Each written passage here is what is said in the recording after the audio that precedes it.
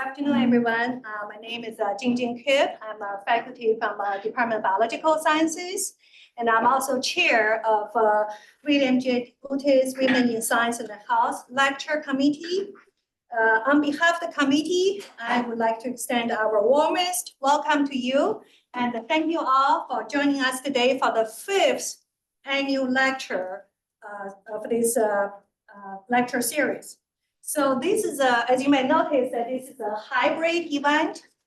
We have over 140 participants, and some are in person here, and there are a lot online, and 2 are still in the waiting room. We've got most of them in already. Before we get started, I just want to remind the online participants that you may type in your questions through the chat function at any time during the lecture, and we have somebody who will read your question, and at the end of the lecture, we will present your questions to the audience here. And for in-person attendees, please feel free to ask questions during our Q&A session after the lecture. Okay? And I want to remind everyone that this presentation is recorded, and the recording will be posted on the YouTube channel of CSH. Most likely by Curtis. Thank you. And so now we are delighted to begin today's program. To get us started, we are honored to have our Dean Stephanie Densbarnes join us to share opening remarks. Dean Densbarnes is an expert in cancer biology and STEM education, and she has been serving as our beloved Dean of CSH since 2020. So let's give Dean Densbarnes a warm welcome.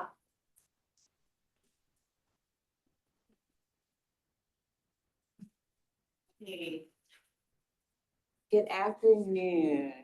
It is such a great pleasure to welcome you to our annual William J. Degutis Women in Science and Health Lecture. It's great to say that. This is an annual thing. And this is a signature event of the College of Science and Health that uplifts the remarkable contributions of women who are shaping the future of science and health and public service. This lecture series was established in honor of William J. Degutis, whose commitment to education, discovery, and service lives on in the work of his daughter and in the inspiration this lecture continues to provide each year. It is a testament to how values, when deeply held, are passed on and can ripple through generations, professions, and communities.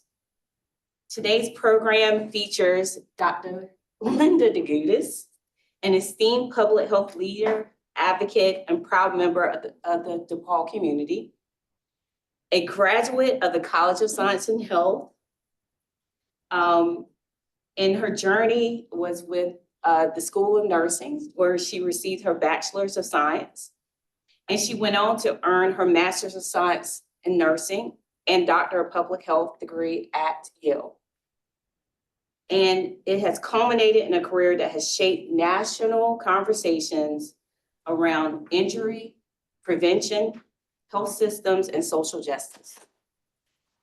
She has held numerous influential roles, including serving as the director of the National Center for Injury Prevention and Control at the Center for Disease Control and Prevention, and as the executive director of Injury Control Research Center at the American Public Health Association.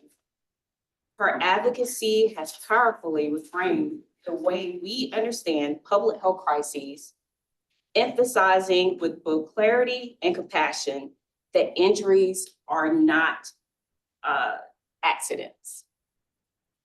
Importantly, Dr. Degutis remains a deeply engaged member of our DePaul community. She currently serves as our chair of the College of Science and Health Advisory Council, and her continued involvement helps shape the college's direction, strengthen alumni engagement, and expands opportunities for our students. Before we continue, I'd like to extend a heartfelt thanks to the planning committee. I saw a lot of them at the table, and I don't want to admit anyone, but there are a number of faculty and staff that serve on this great committee. But I do want to specifically recognize the wonderful Dr. Jinjin Kim, whom you'll hear from shortly. And I'd also like to recognize Todd Ferguson from the Department of Environmental Sciences and also part of the Dean's Office for his creative and logistical support. And then also I do want to acknowledge Blair Janis, who is a wonderful partner for my advancement office. And her continued partnership and commitment to engaging our alumni and supporters has been just invaluable. I also want to give a shout out to Nicolette. I'm not sure if she's in the room because I'm sure she's running around taking care of business, but she is a behind the scenes facilitator, making sure all the logistics come together. And I also want to acknowledge Provost Somagano, who could not be here today. She is out of the country, but she does send her best wishes for a meaningful and inspiring lecture and joins us in celebrating Dr. Degutis's accomplishments and the importance of this annual event. So at the core of this celebration and this lecture is the leadership, vision, and transformative impact of Linda. And her career continues to inspire the next generation of health and science leaders to act with purpose, courage, and compassion. And now I want to introduce Dr. Jinjin Kim so we can hear from Linda.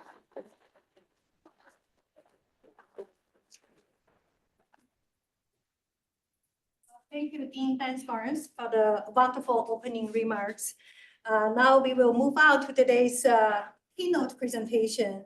So as Dean Dansbarnes mentioned, today's lecture is unique because first of all, Linda is our own alumna, and also she's the sponsor of this lecture series that we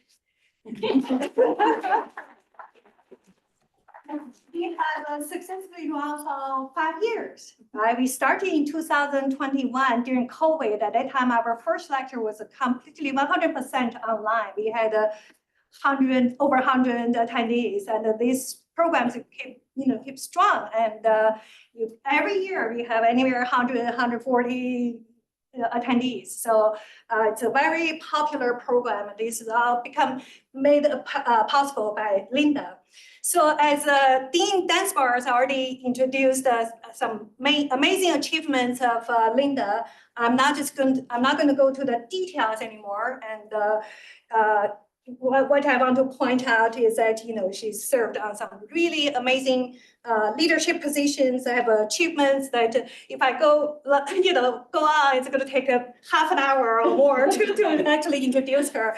So, as Linda said, she's a director of one of the division of a CDC, and she's a member of a National Academy of Medicine, which is an amazing achievement. I Googled before today. So there are only 2,400 members in the country, right? Or worldwide. So that's really, we're really fortunate to actually have one here to give us a lecture today. And of course, she has a lot of publications, and she also a technical advisor for one of the film. It's called The Sweetest Land. So, if you, after today's lecture, you may Google that film, and it's a CDC endorsed documentary film, and it's related to the research field that Linda is focusing on. So it's a great honor to have Linda here today. And the title of her talk, as you can see from the screen, the injuries aren't accidents. So without further ado, please help me to welcome Dr. Linda Degutis.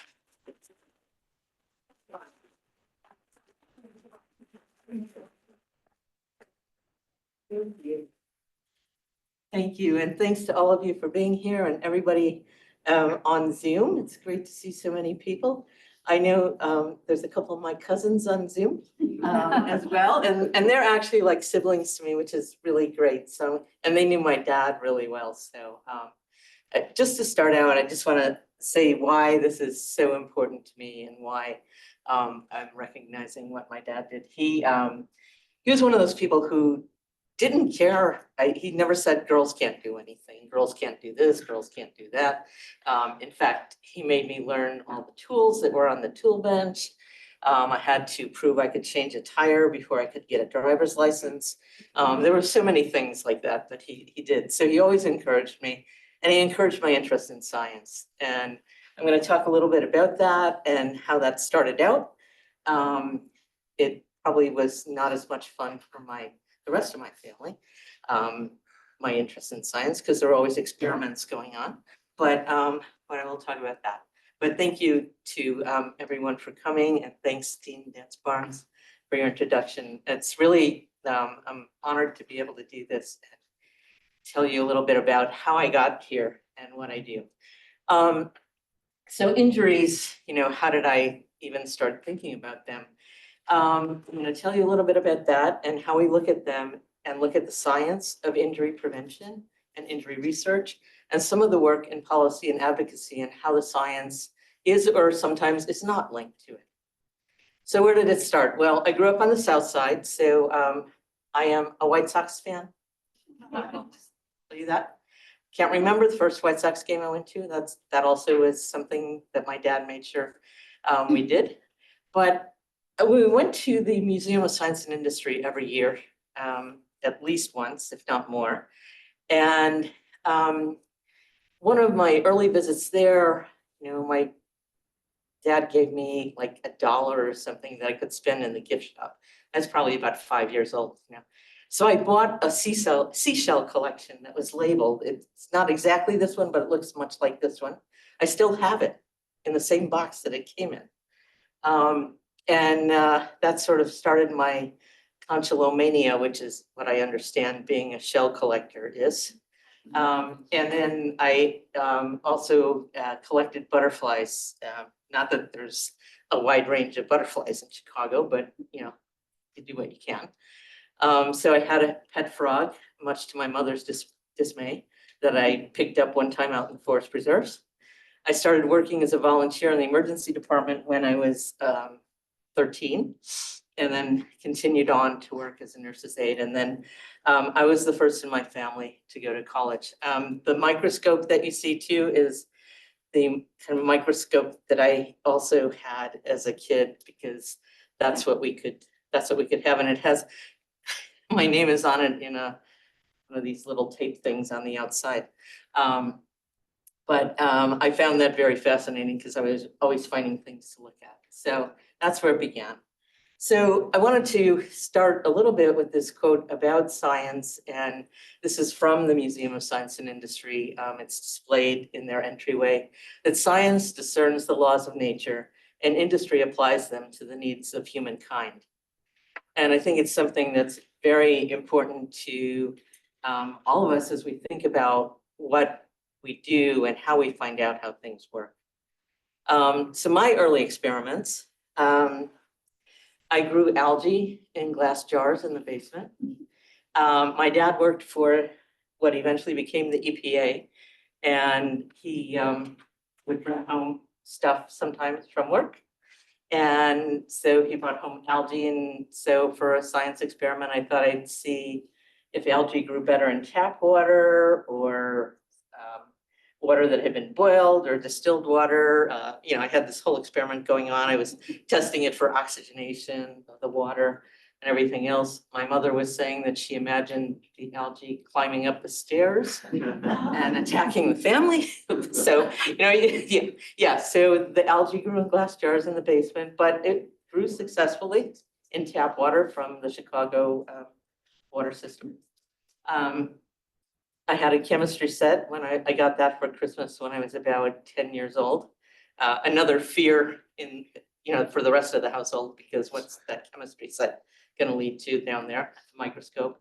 I did experiments with goldfish that we had as pests to see which color cellophane they were more attracted to. So I taped cellophane to the outside of the goldfish bowl, and then document my findings. I had other specimens in my collection, a lot of shells. I had a lamprey eel who was preserved. He was not alive. My dad brought him home from work one time. So those were some of the early things that exposed me to science, and continued to go to the Museum of Science and Industry and various places. And then I came to DePaul. I was a transfer student, and for various circumstances, I had transferred here from Northwestern and started in the nursing program here. It was a great experience. The campus didn't look anything like it does now. You know, there were foosball tables and air hockey tables in SAC, which kept a lot of people from going to class.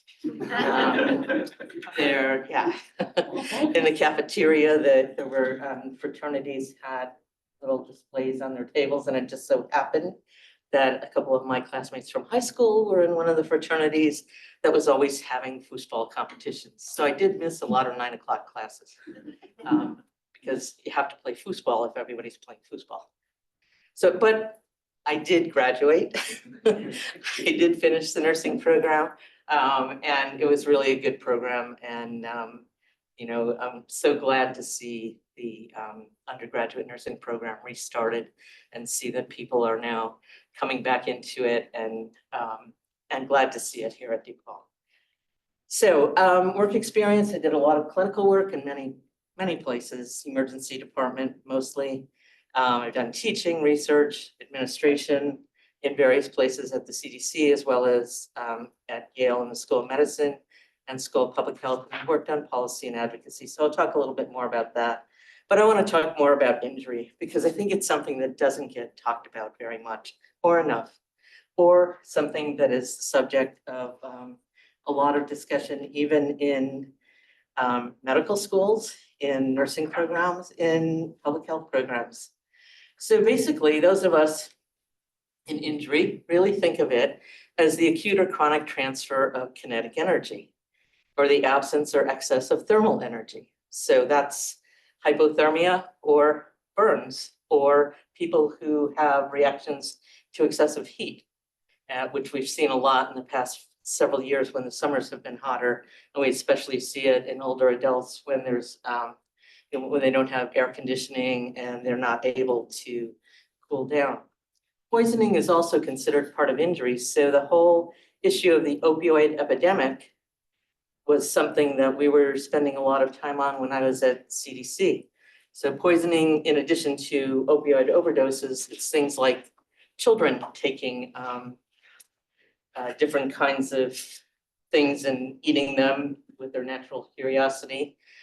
We don't see as much poisoning of children as we used to, because things have changed as far as how medication bottles are constructed, and also how various household products are stored. Except we did recently see in the past few years some issues with those little pods that people use in their washing machines that look like candy. And they're very attractive, so children would eat them and be poisoned by them. So we do still see poisoning in children, but that's another factor. And violence, what is violence? It is really any action intentionally taken towards another person or towards oneself. So when you think about suicide, we consider that a form of violence. Homicide, assault, intimate partner violence, family violence, child abuse, all of those kinds of things fall under this category. And what's a public health issue? So public health issues generally are things that are preventable. There's often a high prevalence of risk or the disease or injury. Rapid increase sometimes in numbers and prevalence. And I think anybody realizes some of this with the COVID pandemic when we saw that, but we also saw it with opioid overdoses and overdose deaths. It costs money to deal with, to treat. There's a burden, it affects the population, and it requires combined efforts to address the issue. There's not generally one single solution to any of the public health issues. So you may wonder, how do injuries and violence differ from other diseases? And these are the terms that we use for injury and violence. Injury, in general, as I mentioned before, kinetic energy, heat energy, or absence of heat energy, and poisoning. Violence is harming another person or intentional self-harm.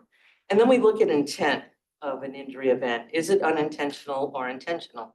We know that not all motor vehicle crashes, for example, are unintentional. That's why we don't call injuries accidents. They can be prevented. And some motor vehicle crashes are intentional. We would see single vehicle crashes where someone would drive into a stationary object intentionally. And then we have a classification where we really don't know what was intended. So the field itself and the research in this field is actually has a fairly short history, although we know that throughout history that major causes of early death have been infectious disease and injury. But in 1966, the National Research Council issued a report called Accidental Death and Disability, the Neglected Disease of Modern Society. Everybody was paying attention to infectious diseases, to some chronic diseases, to cancer, but not really to injury. And in 1985, there was a report, Injury in America, that said that injury is the major public health problem in America today. It affects primarily the young and will touch 1 of every 3 Americans this year. And this is essentially still fairly true. And the committee that did the report, the chair of that committee was Bill Foege, who became the director of the CDC. He was director of CDC at that time. The committee believes that injury is a public health problem whose toll is unacceptable. Time has come for the nation to address this problem, and a problem that affects all Americans. Okay. Did I do something or? Oops, I missed something. I don't know what happened. It timed me out. Oh. It got tired of hearing me. Certainly not that. There we go. That's weird.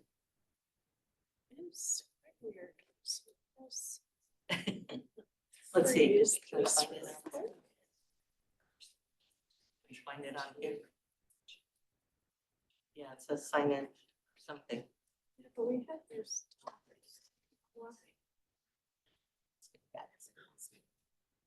Hopefully. Okay, let's see everything. Just trying to keep you on your toes Yeah, just trying to, yeah, that's okay. My first presentation that I ever did, the power went out. Just as you know, it was like, okay, great. That's a sign of what, you know? Do I not need to do this? Okay. Anyway, okay. So a little more about injury in America. It was seen as something that was serious, but remedial inadequacies in the understanding of an approach to injury as a health problem. So it was regarded primarily as unavoidable or behavioral rather than a health problem. There was no agency that was responsible for reducing injuries, and injury control hadn't been given high priority. It does require a coordinated effort, and this is one of the big challenges in epidemiology, prevention, biomechanics, treatment, rehabilitation. There wasn't really adequate manpower to deal with the issue. Funding was low, and funding is not only inadequate, but widely and unevenly distributed. So some things didn't get much attention. And injury still accounts for a large number of deaths per year in the United States, and more unintentional injury alone counts for more deaths than cancers. If you add in homicide and suicide, that bar just goes right off that chart there. So you can see that injury is still a significant issue. For injury and death rates per 100,000, again, you can see that deaths from injury in 2023, there were over 300,899 in the United States. So it still is a major health problem. And we look at years of potential life loss, and that's the number of years of life lost due to a death before the age of 65. So it's clearly an issue primarily with younger people, but it's also an issue with older adults. It's also expensive. When you start to look at the costs of injury and the different kinds of injuries that occur, you can see that the costs, for example, firearm injuries are $286 million just in medical costs alone. And then when you add in statistical life years lost, you add that, the number goes up. Combined cost 504,000. So we just have so many ways to go with this to decrease these costs of injury. Motor vehicle injuries, $456 million in the United States. So they're very high cost kinds of things. And this will give you an idea of what's happened over time. And you can see that we're still seeing increases in injury deaths in the US in people ages 1 to 44. Their unintentional injuries are the leading cause of death for Americans in the 1 to 44-year-old age group. And this includes opioid overdoses, but suicide's the second leading cause of death in this age group.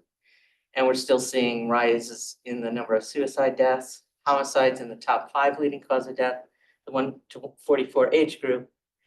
But I think one of the things that I'll mention in a minute is a little bit about the trend in deaths in children and teens, where firearm injury deaths have been the leading cause of death for children and teens, children ages 1 to 18 since 2019. And that's a statistic that we did not really envision we would see. So we look at the epidemiologic model for injury. Host is the person who's injured. Agent is the agent that injures, the energy.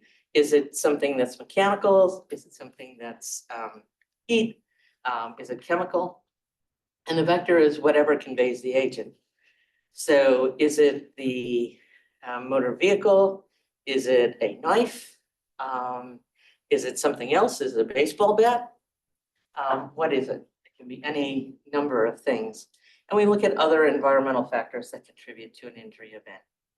And one of the ways that we look at this, Bill Haddon is a person who, he was an engineer and was also a physician.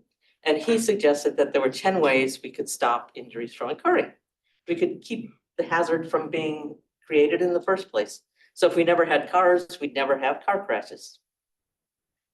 Well, okay, wasn't something we could easily do. Reduce the amount of hazard brought into being. So if we said, oh, we're only going to manufacture 200 cars this year, and that's all we're going to allow to come out, it's not going to work either. Prevent the release of a hazard that already exists. Again, that's a bit of a challenge. But some of these others we have been able to do. Modify the rate or spatial distribution of release of a hazard from its source. Kind of, sort of, we may have been able to do that, but it's not quite as clear. But separate in time and space the hazard and that which is to be protected. So when we have licensing laws for drivers and we don't allow young people to start driving until the age of 16, but also then require that they drive with an older licensed driver, and they do it for so long before they can actually get their full license, or they can't drive at night for a period of time. Those are all things that fit into that time and space kind of thing. Separating the hazard and that you want to protect by a material barrier, that's putting a fence around a pool so that a young child can't get into the pool. Modify the basic qualities of the hazard. Well, we've done that with cars considerably. We put in different structures around the car itself. We put in different, we don't have pointed front ends on cars anymore. We don't have some of the bumpers used to also be kind of pointy. Inside the passenger compartment, the knobs sometimes would be somewhat pointy and could easily, if somebody hit the dashboard, injure them. And also we've put more energy absorption into steering wheels, steering columns, so that if somebody hits the steering column, it absorbs the energy. Also, cars are manufactured now so that the if you get into a front end crash, the engine will drop to the ground instead of being pushed into the passenger compartment. So there's these creases and things that are in the vehicle that will do some of those things. So, so we've done a lot of work in that area, and we can do that with other kinds of products, basically. And make what's to be protected more resistant to the hazard. How do we protect someone who's riding a bicycle? We can protect them more from a head injury with a helmet, properly worn, hopefully, because people don't always do a good job of wearing their helmets. But we can make them more resistant by wearing a helmet if they fall down and hit their head. Begin to counter the damage that's already done. And that's when we get into emergency care and trauma care and stabilizing, repairing, and rehabilitating the object of damage. Again, that's acute care, rehabilitation, and there's so many other things we can do in that time period. So hadn't put together this matrix by which we could study each kind of injury and get some idea of why something occurred or what the risk factors were in all these different parts of this matrix. So age, we know, is a risk factor for certain things. In children, young children, we know that an infant who's 6 months old doesn't realize that if they start to roll, they're going to come to the edge of the bed and fall off. Okay, but so we know that. So age is a risk factor there. We also know that some 3-year-olds think they can fly if they jump out the window. Okay, there's a risk factor there. And so there's a trauma surgeon in Harlem who created a program called Kids Can't Fly and really argued to put barriers on windows that were at any height in apartment buildings so that kids could not jump out the window. Because they think they could be Superman or Spider-Man or whatever. So that's the kind of thing. The agent of injury can be any number of things. It can be a firearm. Like I said, it could be the car. And then the environment. In crowded environments that are dark, are people more likely to fall? Are they more likely to bump into each other? Or if there's a massive crowd, we hear about these times when people are killed at some of these mass gatherings because there's this huge rush of people trying to get out of a place or into a place, and people are crushed. So those are the kinds of things. Are there exits or escape routes that people can have in a large venue? In the event phase, it's really what's happening exactly during the event. Why is it happening? What happens? And then the post-event is what can we do about getting somebody to trauma care? How do we work on rehabilitation? Can we do something when we look at fatal injuries, determine how they could have been prevented? So this is kind of a way of studying this that really is a public health model. That's really primary prevention, secondary prevention, and tertiary prevention. And then surveillance is an important piece of what we do, and looking at the data. And CDC defines public health surveillance as ongoing systematic collection, analysis, interpretation, and dissemination of data regarding any health-related event for use in public health action to reduce morbidity and mortality and improve health. So we use various surveillance systems to estimate the magnitude of injury and violence, determining the distribution, whether it's geographic distribution, whether it's distribution in specific age categories, is it specific gender distribution? We really want to determine the distribution of injury and violence. And then we describe the natural history of some of the specific types of injury or violence. What are the precursors? What are the risk factors? And how can we intervene with those? We certainly can't change somebody's age. I mean, that's one thing we haven't figured out how to do. Much as people work on, doing all kinds of skin stuff and everything else, still doesn't change their age and their age-related risk. But what can we do? Some of the work that we've done on age and that was done at has been done at CDC with older adults in preventing falls. Found that Tai Chi is very effective at helping people maintain balance or regain balance and prevent falls. So those are important public health interventions. We generate hypotheses and stimulate research. We look at whether control measures work or not, and we look at changes that we need to make. And this can all facilitate planning for prevention. So these are the kinds of data sources that we use for injury and violence surveillance systems. And obviously, a lot of them don't allow us to necessarily be the primary data collectors because we have to rely on other people to collect these data. So emergency medical service records and hospital records and medical examiner and coroner reports, autopsy reports, death certificates, law enforcement pharmacy data, school health data, and then national surveys. These are all the kinds of data sources that we might use. And these are some of the ones that exist. Most of these, not quite all of them, I'll tell you about them in a minute, are federally funded data sources. So there's some issues right now with some of them and being able to access them or to access all the variables that are in them, because some of them have been removed. But Whiskers is the web-based injury statistic query and response system. That is an interactive database that people can go into and take a look at and query it about various kinds of injuries, various injury events. You can split it by age group, by sex, by outcome, by any number of things, type of injury, that somebody has. The National Violent Death Reporting System combines data from law enforcement, medical examiner, coroners, and hospitals, and it provides information about violent deaths, so includes firearm violence, suicide, homicide of various forms. So it's any violent death. And then the National Trauma Data Bank is run by the American College of Surgeons, and that collects data from trauma centers around the country. There's tens of thousands of cases in that database, but it's a way to look at specific types of injuries and find out what the outcomes are and do some comparison of outcomes. And the FARS data set is the Fatality Analysis Reporting System that is run by the National Highway Traffic Safety Administration.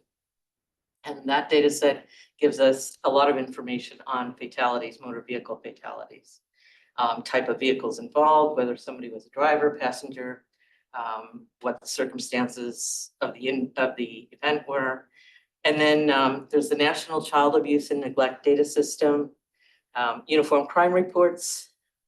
The Gun Violence Archive is a private data set, but it is a very real-time, up-to-date data set and has a lot of pretty good information and categorization. And then we have the National Crime Victimization Survey, the Bomb Data Center, if you want to study what happens with bombs and explosives. And then firearms trace data are not so easy to get at because there was an amendment to federal law a while back, a few decades ago, the Tired Amendment, that prohibits the release of firearm trace data to researchers. So we can't really get a good handle on that. So we look at risk factors. We look at behavioral risk factors, risks that an individual has chosen to take. Physiologic risk factors, body size, biology, demographic, those are population-based. We look at environmental risk factors, which may be social settings, things like peer pressure may do something, but also the sort of the nature of a specific environmental setting. Economics are risk factors. Whether or not somebody can afford the protection that might keep them from being injured. Can everybody afford a child safety seat? I heard this morning that 97% of child safety seats are made in China. I don't know what's going to happen with child safety seats going forward as far as people here being able to obtain good ones and new ones. Because we always recommend that if a child safety seat has been in a car that's been involved in a crash, that a new one, that it be replaced with a new one. Cultural factors, community norms. Does the community accept violence as a way to solve problems? Community beliefs and cultural beliefs. And then political issues, policy, regulations, And some are state policies, some are local policies, some are federal policy. And then chemical risk factors and physical risk factors. Housing is a major physical risk factor. And then certainly genetics, but we haven't really found genetic risk factors related to injury. So what do? We act on the individual or population level. And then we have all these different areas we can act in: policy, technology, product design, programs, or treatment. So this is one example. There have been, over the past probably 15 years, a gradual increase in alcohol impaired driving fatalities. And so the National Highway Traffic Safety Administration decided that it wanted to find out, how can we decrease these fatalities? What can we do to stop people from getting killed? And they asked the National Academy of Sciences to do this report on getting to zero alcohol impaired driving fatalities.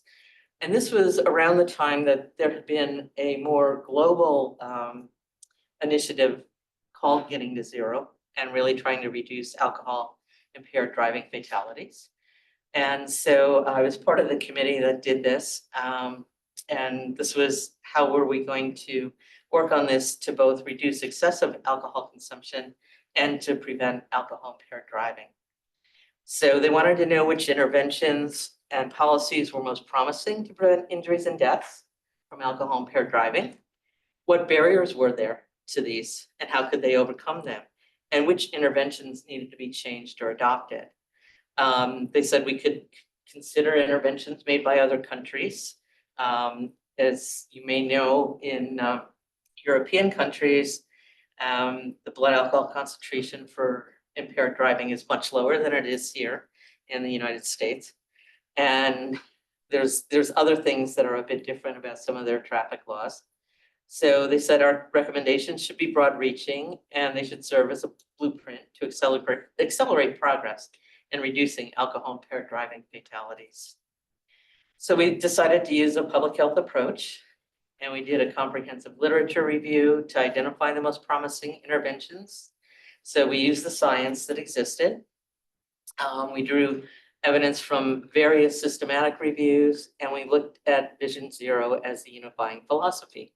We got background papers from people with different perspectives, from the alcohol industry, from the news media. We got data from people who actually researched this issue, and then looked at global lessons and what difference things made.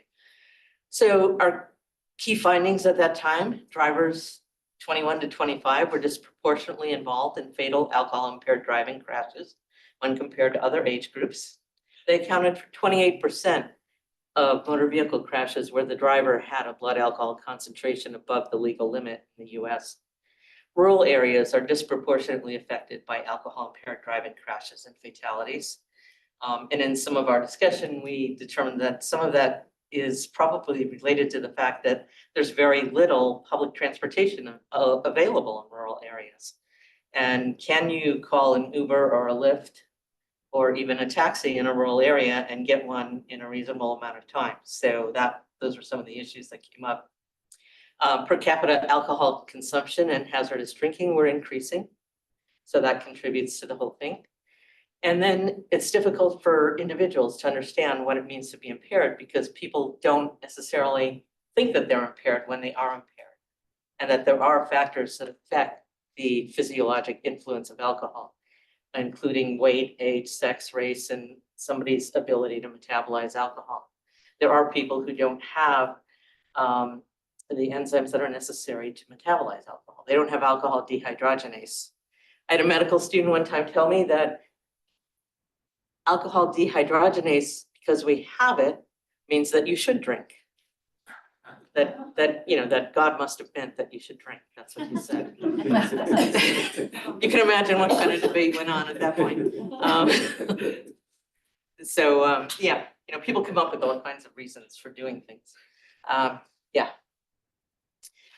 So we concluded that if we really wanted to achieve the goal of zero alcohol-related crash fatalities, we needed a systematic, multi-pronged approach with clear roles and accountabilities across the sectors. So it had to include transportation, law enforcement, healthcare, public health.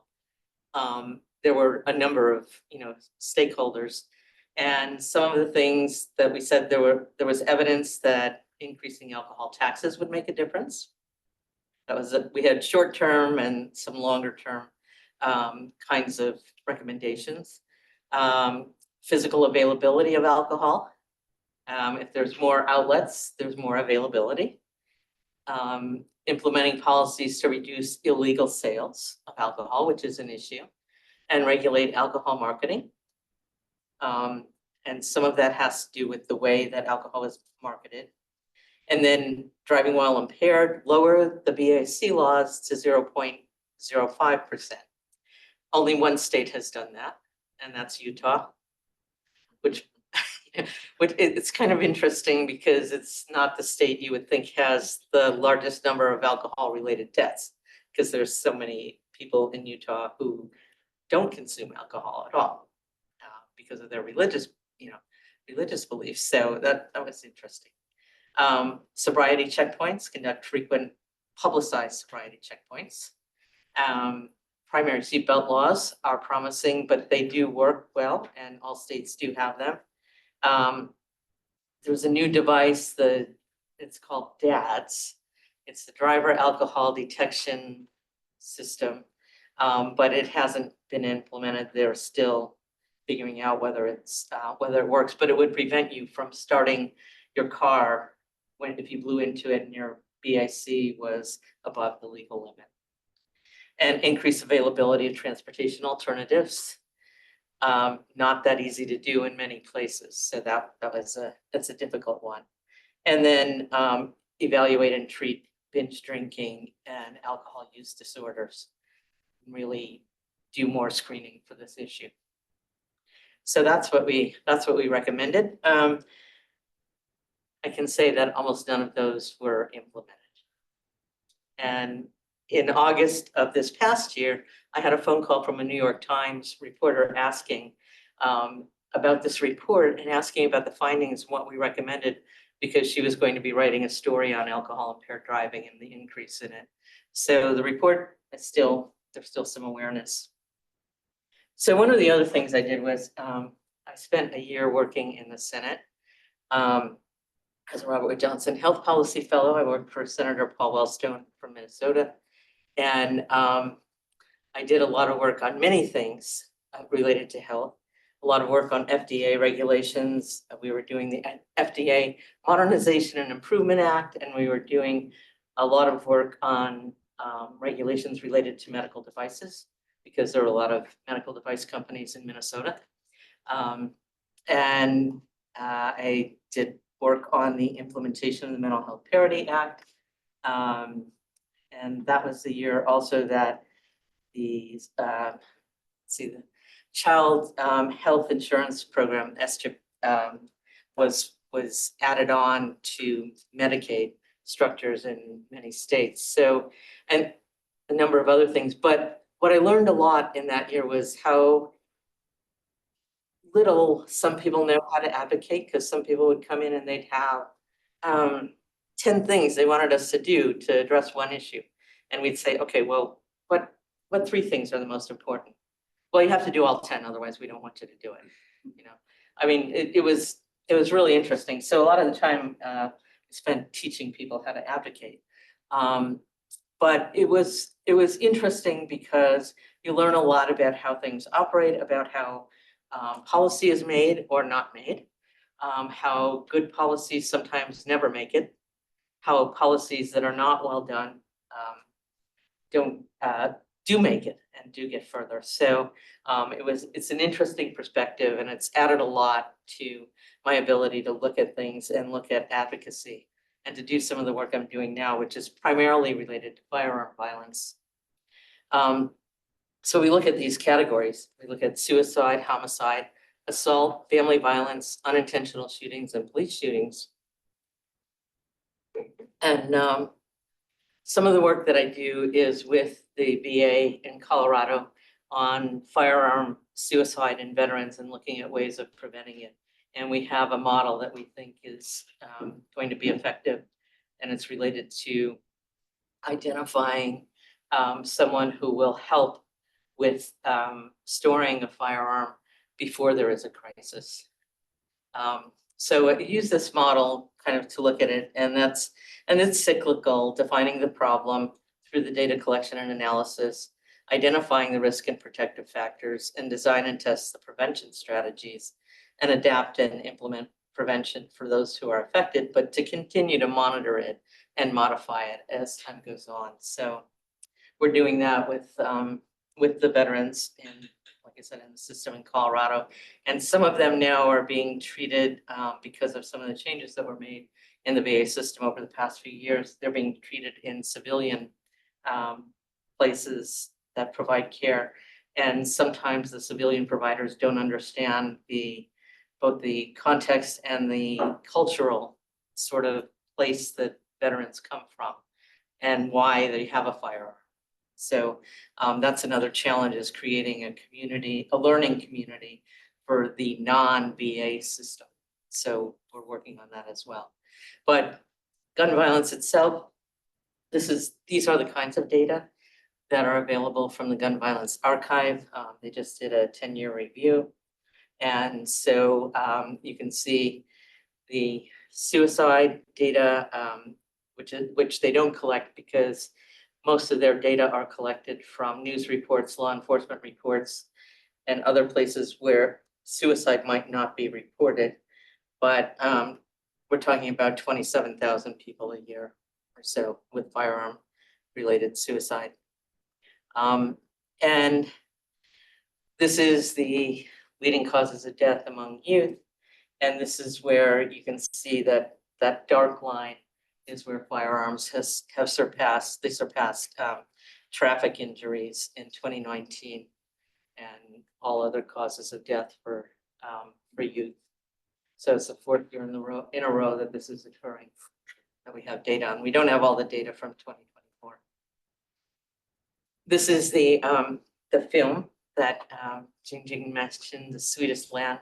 This is a documentary, so I actually got a film credit for this, which I didn't expect, but I was a technical advisor for the film, and this looks at the story of a family that was impacted by gun violence and some of the families that were related to that and the impact that they saw of gun violence, but also about how the health system didn't address the issue and didn't really do anything to prevent the violence or address the risk factors for violence. So, so this was, and it did, as you can see, won several awards. But yeah.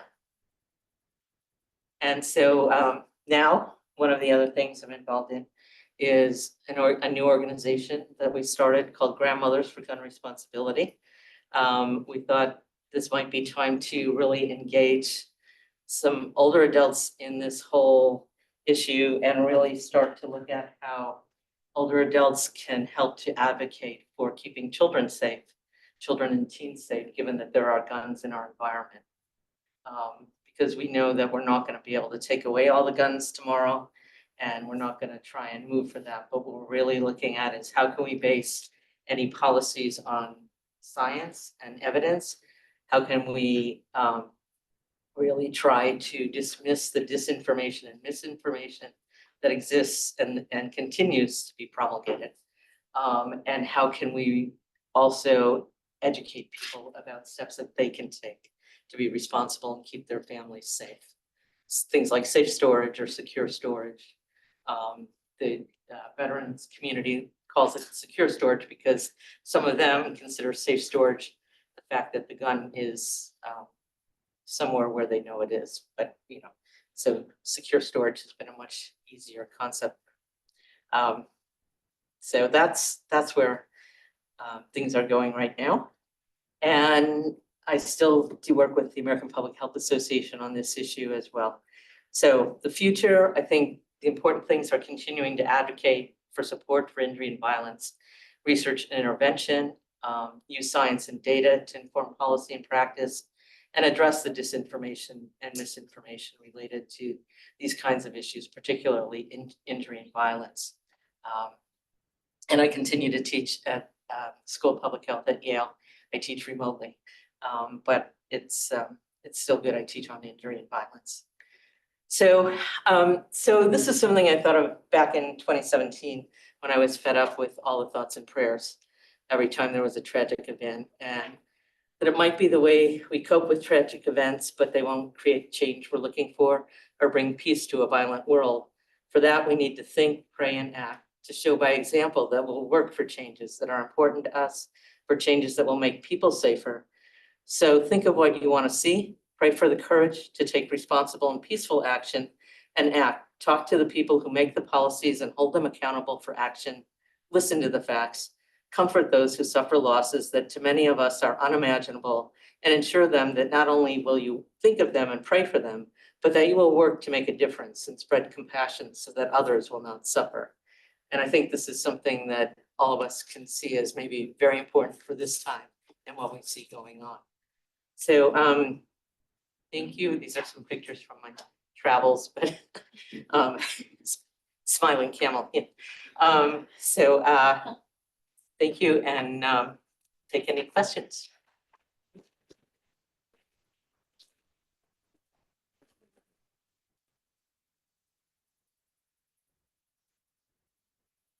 Thank you, Dr. Linda Degutis. That was a fantastic presentation. So now we're open up for questions. Do we have questions from? Yeah, we have some online questions. He's got the online questions. Okay. We have one from the chat. They said, it seems that injury prevention can be politically integrated into society via public health care policy. But as a future physician, how could I promote injury prevention in the clinical setting? That's a great question. And I think physicians can promote it very well, actually. Because as you start to talk to patients and as you take their histories or you're screening them for things and you find out that they have some risks for injury, you can educate them about their risks. And what we found in some of the work that we've done in various places is educating people about their risks and asking them if they're ready to make a change with that risk. So we've done it with alcohol consumption, for example, where we were doing I did work on screening, brief intervention, and referral to treatment.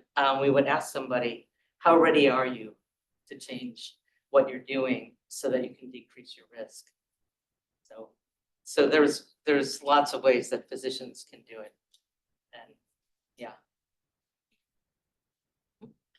Yeah. Thank you so much for your talk. I loved it. I do research related to intimate partner violence and sexual assault. I train new students. I send them to the CDC's data on national prevalence and risk factors at ecological levels.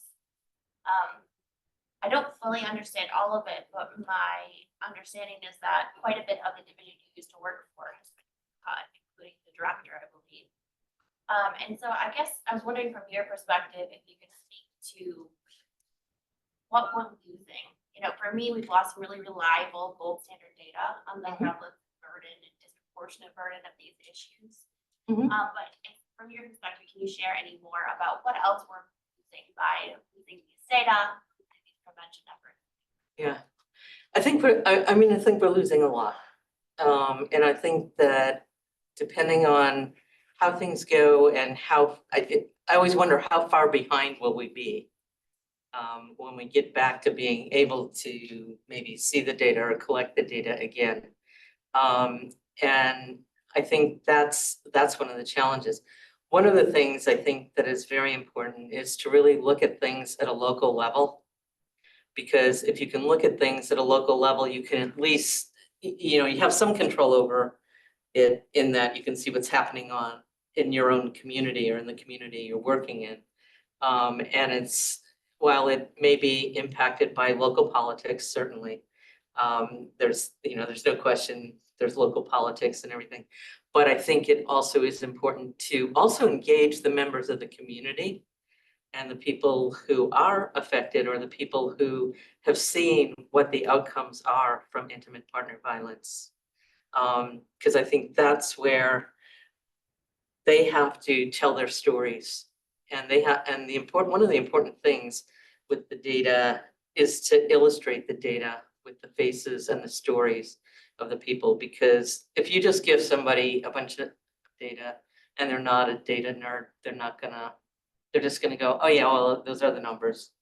You know, the stories are probably much more effective at having somebody say, oh, I didn't realize it would do that. I wish I had a better answer that things were gonna be better tomorrow, but, you know, but I think we all have to keep going too and keep advocating for the people that we're working with, you know, but also help empower them to advocate for themselves as well. Because they have to tell the stories of what they're losing. You know, if somebody says, oh, I lost my grant money, I know that's a horrible thing, but they're not going to get the same kind of response as somebody who would be, who would lose treatment or lose access to a clinical trial because of that loss. I actually have a question. So I thought that data that young people between age 21 to 25 were more alcohol related motor vehicle crashes dramatically increased by 28% of all crashes. That's just striking data. I know in US the legal drinking age is 21. That's like the first 4 years you'll suddenly get released from that and not be able to drink and you're just like a partying all those things. I'm just wondering if it's like a particularly age related thing across the globe or it's like related to the legal drinking age. For example, in Europe, there may be legal drinking age is 18. Does that mean that between 18 to 22 is there like most dangerous age? No. Or something? So do you have any insight on that? So what tends to happen in the US, but what we found is that a lot of it is more like people who might go out after work or something, and they're traveling by themselves. They're not taking public transportation. So, you know, you have a bunch of people in cars, just the driver. They're not doing, they're not sharing the driving. They're not taking Uber or Lyft or anything else. They're driving themselves to the place where they're going to go and drink. And that's more what it is than an age-related thing.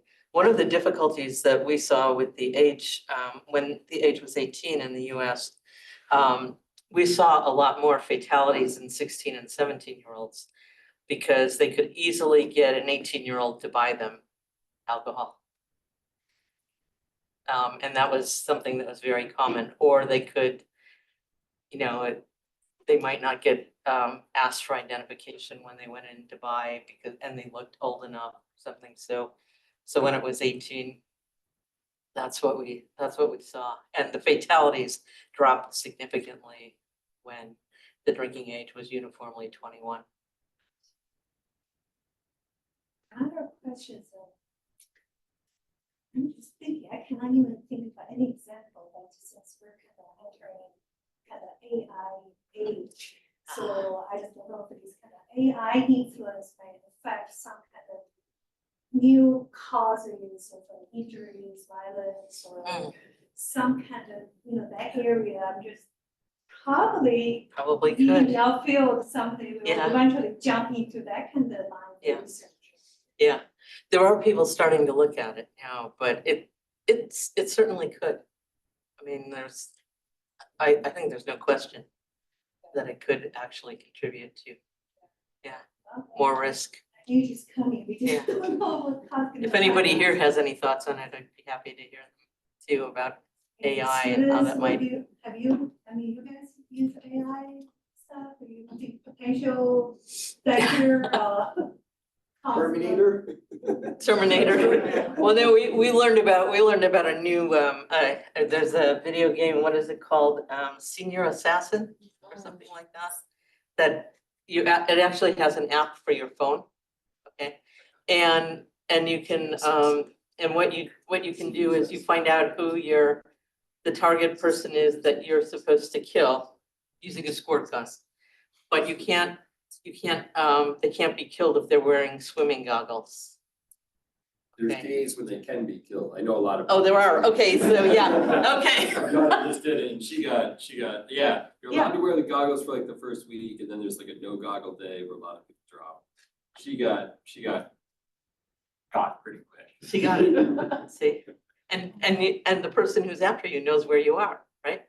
They can Yeah, track. right, they're doing that, that's the part I didn't understand, they have to be on the app, so they can track each other, so they're like watching Yeah. their phone, and then they're running around in cars, it's a great idea. But then I received like a communication about the hazards of that because you have young people riding around with, even though they're water guns, some of them look like real guns. Yeah, And there are a lot of.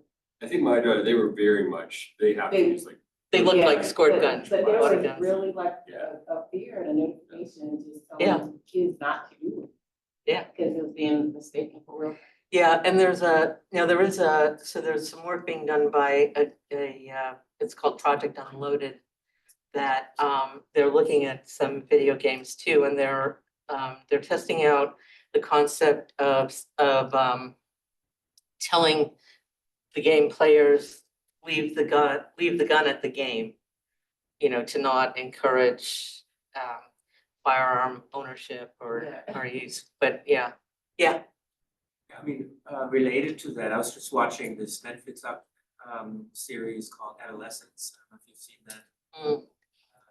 And the premise is that a little boy gets bullied on social media. So it made me think. Yeah. So maybe you could speak to how we design social media spaces Yeah, can either contribute or prevent. it could. Yeah, and bullying on social media is a risk factor. There's a lot of there are a lot of reports of suicide following bullying on social media. I don't know if there's something that we can somehow change with AI as far as the bullying goes, or recognition of what types of terminology or something is used. I don't know, but possibly. But yeah, Yeah. They can manipulate. but they can People, yeah. manipulate people that way, and that's really sad. This morning you were sharing a bit about, your career path into public health. Yeah. What advice would you have for students who are interested in pursuing a wide variety of careers? I think pick an area that you like, that you're interested in, and really go for it. I mean, we still need people to work in public health. I guess what we have to think about is not every job is gone. Not every bit of funding has gone away. There are positions in the private sector. There are positions in places that still have some funding. So I think we have to be, you have to do a little bit of looking around. I think the other thing is that degrees like an MPH degree or other degrees are recognized globally. It's not that they're only good in the US. So consider that if you are thinking about doing something internationally. Because there are other places, Yeah. I don't know how much this is based in fact, or if it's just something I heard from someone who worked in a hospital. Like you mentioned that if there's single vehicle accidents, that you can't really tell if someone was trying to commit suicide or if it was an accident.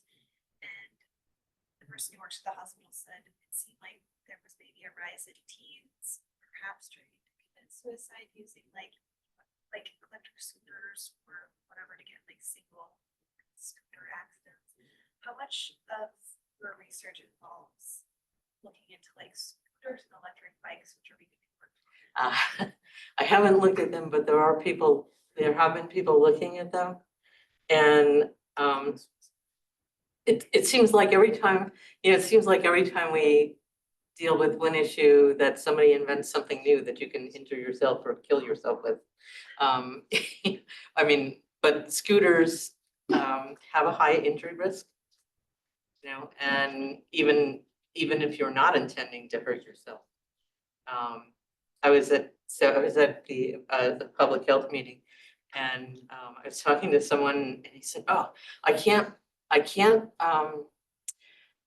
ride a scooter, but I might do one anyway, but I know that if I get hurt, my wife is going to be really upset when I get home." Guess what? He rode a scooter and he broke his wrist. So, you know, yeah, but they're risky. And we don't, and also you have to look at where they're being ridden. So, when we look at, like in downtown Atlanta, there's not a good place to ride them. There's theoretically a lane that they could be ridden in, but often cars are driving in that lane. You know, it's not a low risk kind of activity. Unless there's some, you know, designated places. But then we have a walking path called the Belt Line that people ride scooters on. And they also ride bicycles, and they tend to go at fairly high rates of speed, so they're always hitting people who are walking. So they're not getting hurt, but the Let's people take, walking. one last question. The others, if you have more questions, you may ask during the reception. Yeah. So how can public health messaging shift from community mindsets from away from the idea that injury is just not any unavoidable accident or bad luck? How can we? How can you change that? I think by giving people information about the risks that there are and how to protect themselves from them. With like how? How? Like, like people who are educated at some point, who do education, who continue education at some point, they understand this. But some people who have completed, like who are not educated Yeah. and who are like, now there's no point that they can receive education. So what about How do we, those people? how do we? Yeah, how do we reach them? Sometimes what we've done in public health and in other fields, I think, is to basically you make changes to the object that's causing the injury. So you decrease the risk that way. You know, if somebody's not going to take it upon themselves to decrease their risk, then you sometimes have to do some redesign of the object if it becomes an issue with a population.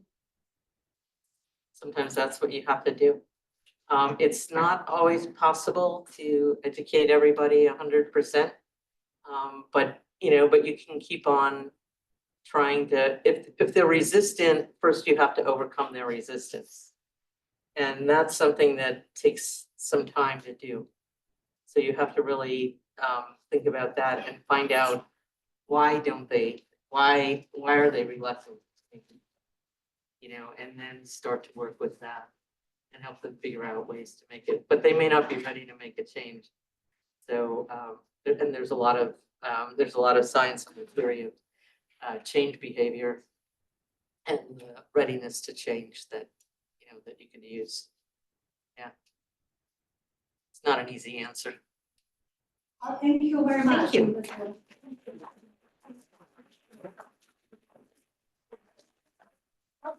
This concludes our 2025 Degutis lecture, and I think we have a. Yes. So before we start, we